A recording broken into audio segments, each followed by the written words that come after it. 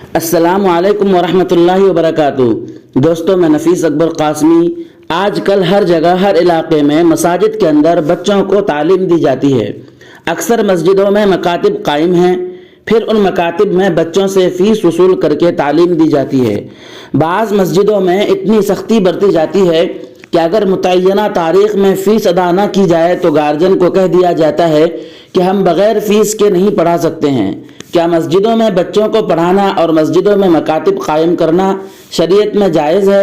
جبکہ مسجد بنائی جاتی ہے صرف عبادت کے لیے، نماز اور ذکر و اذکار کے لیے۔ کیا فرماتے ہیں اس سلسلے میں علماء کرام اور مفتیان اعظام؟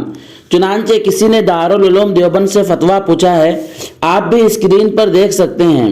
سوال: کیا فرماتے ہیں علماء کرام مفتیان متین قرآن و حدیث کی روشنی میں، بالخصوص آیات قرآن پاک اور احادیث کا حوالہ دے کر مسئلہ ذیل کے بارے میں کہ ہمارے قرب و اطراف میں کافی بڑی مساجد ہیں، ماشاء اللہ نمازی بھی کثرت سے آتے ہیں، تو کیا ہم مسجد میں لوگوں یا بچوں کو قرآن پاک پڑھا نہیں سکتے؟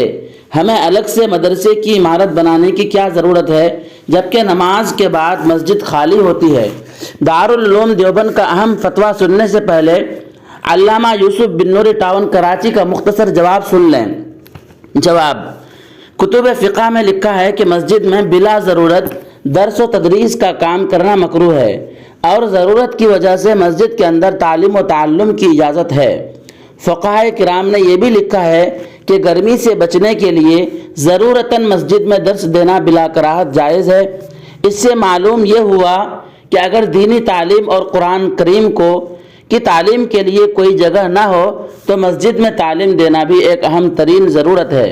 البتہ فتاوی بزازیہ میں اس بات کی بھی صراحت ملتی ہے کہ مسجد میں اجرت اور فیس لے کر درس دینا مکروہ ہے۔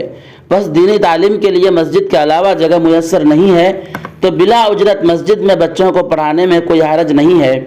دارالعلوم دیوبند کے مفتیان کرام نے اس سلسلے میں واضح اور بہت ہی اہم فتویٰ جاری کیا ہے۔ بسم اللہ الرحمن الرحیم۔ مسجد میں گاؤں کے لوگوں اور بچوں کو احتیاط کے ساتھ فی سبیل اللہ یعنی بلا اجرت اور بغیر فیس کے قرآن کریم کی تعلیم دینے کی شرعاً اجازت ہے۔ البتہ فقہائے کرام نے مسجد میں مستقل قیام کو مکروہ لکھا ہے، صرف معتکف یا مسافر اور پردیسی کو قیام کی اجازت ہے۔ نیز بالعموم بچے آداب مسجد کی رعایت نہیں کرتے۔ اس کے علاوہ مسجد میں تعلیم دینا مستقل ایک مکروہ عمل ہے، بنا بری مسجد کے بجائے مدارس میں تعلیم کا انتظام کیا جائے۔ واللہ تعالی عالم۔ دارالفتہ دارالعلوم دیوبند۔ دوستو، ویڈیو کے تعلق سے اگر آپ کے ذہن میں کوئی سوال ہو تو کمنٹ باکس میں ضرور لکھیں۔ پھر ملتے ہیں کسی نئی ویڈیو کے ساتھ۔ السلام علیکم ورحمۃ اللہ وبرکاتہ۔